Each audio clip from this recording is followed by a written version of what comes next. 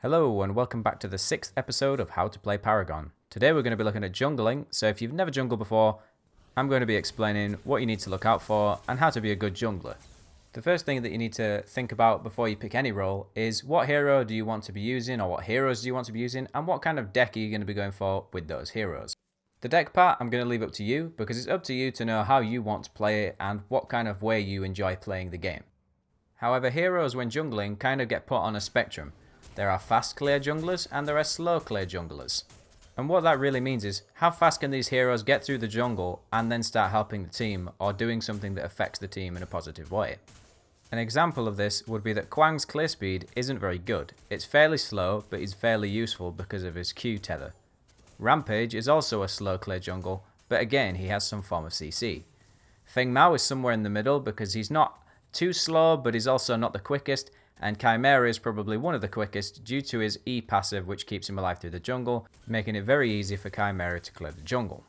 Although no matter what kind of deck you've got, you should always have a ward or a shadow ward in your deck at all times.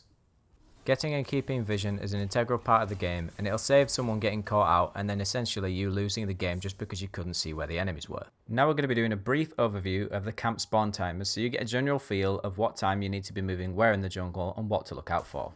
Now looking at the map, every white dot other than this one, which has a square around it, is a white camp. The white camps spawn at 1 minute 20 at the beginning of the game, and they spawn with 2 minions. They replenish 1 minion up to a maximum of 5 every minute. So 2 minutes 20 will be the next minion, and 3 minutes 20 and so on, and then you get a maximum of 5. The green dots on the map are a buff camp. The buff camp is essentially a giant monster with 2 small white minions. Once you kill the green monster, you get a shield that explodes when it's depleted, doing damage in an AoE. This is a great camp for weaker junglers. It allows you to clear the jungle while doing a bit of AoE when the shield actually depletes. Also allows you to use some health regen, and this should allow you to get a couple more creep camps than you actually intended to go out for. The little orange markers on each side of the map in each lane is the gold buff. This allows anyone who last hit it to get bonus card XP from any minion that they kill. Both the gold and the green buff spawn at the same time at 1 minute 30 seconds. But the purple and the red dot on the map are the river buffs, on the left side and the right side of the mid lane. The colour of the buff is telling you what kind of buff you're going to get when you kill it. Purple is invisibility for 40 seconds. Red is increased ability damage. Black is damage over time when you hit someone with a basic attack. And blue is extra movement speed. On top of giving you a buff, they also give a large amount of mana regen over a short period of time, making it great for when you need to do a quick gank or if you need to get away. The river buffs spawn at 3 minutes and require 2 minutes to respawn. Remember that thing that looked like a white camp that I pointed out and said it wasn't a white camp? Those are the raptors.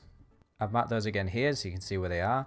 Initially spawning with only 1 raptor with a maximum of 3, they give 1000 card XP each, although I would not advise trying to solo these unless you've leveled up a fair bit and spent a lot of card points. The raptors initially spawn at 4 minutes and require 4 minutes to respawn. So if you left it from 4 minutes till 8 minutes, there would then be 2 raptors, and then at 12 minutes there would be the maximum of 3 raptors. And finally, the pink dot on the map is the Prime Guardian. What it does when you kill that is it activates the card within your deck that is your Prime card. The Prime card is something that you've pre-selected within your deck to give you a massive boost to one of 3 things. The Prime card is only activated once you've killed the Prime Guardian, so it's a great way to try and end the game with a nice little stat boost. The Prime Guardian spawns at 10 minutes and requires 8 minutes to respawn once killed. Now we've got all the timers, the camps and what they do out of the way, it's time to move on to what camp should you actually start at.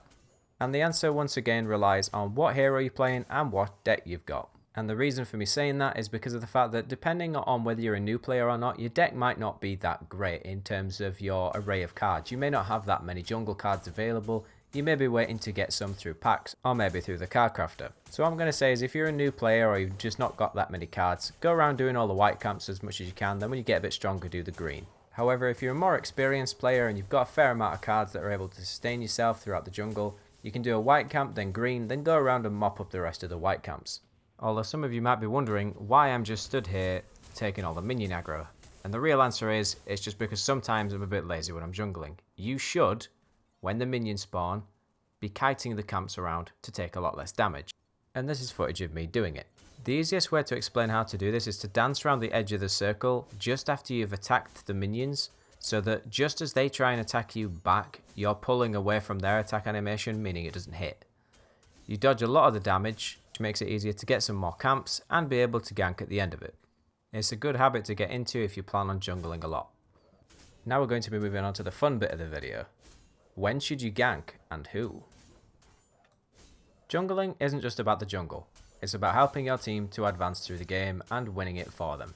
The left lane is usually the most busy due to it being an off lane. There's usually only one person in the off lane from your team. As you can see in this scenario, we do actually have 2 people in our off lane, as well as 2 enemies in our off lane. One thing to note is that they are very, very pushed up to our tower, making me think, be a very nice time to gank because they are leaving themselves very exposed.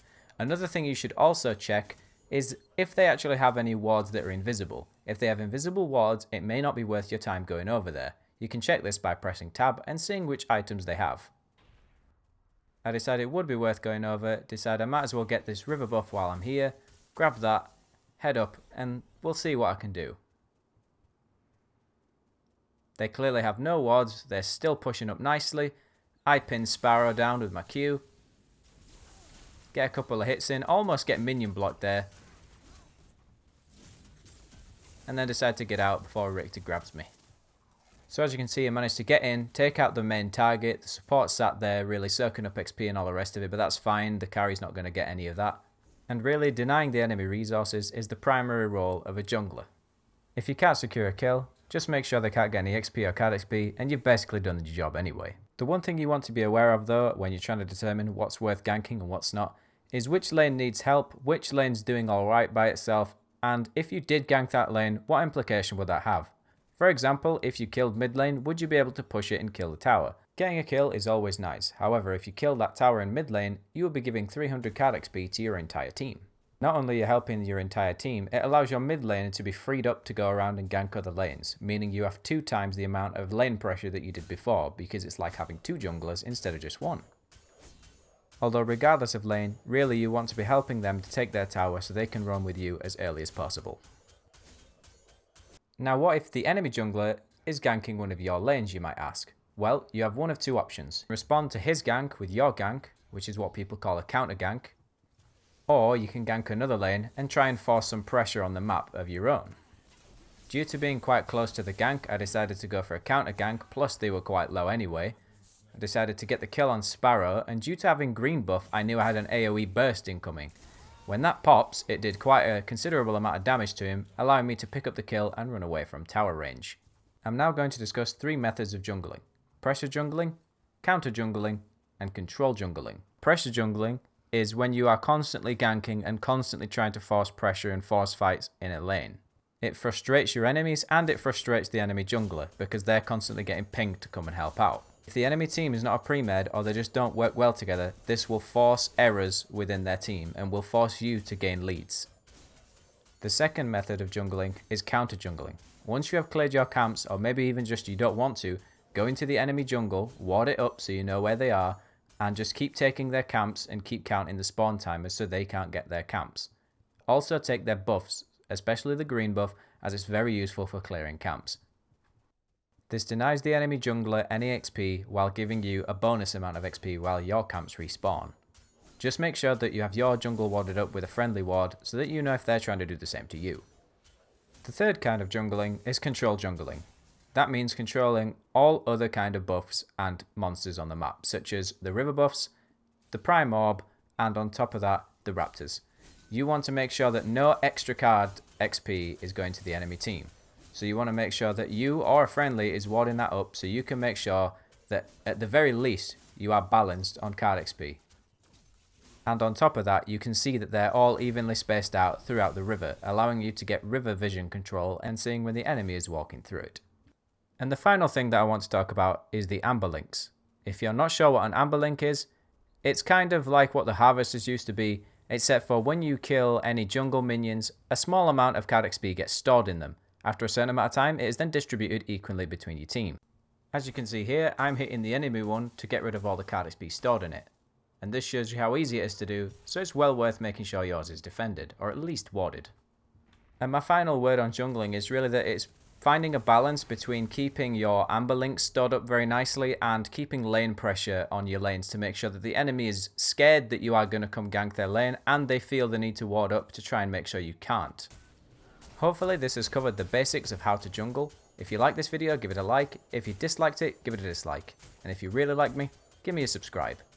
And I hope to see you here for the next tutorial.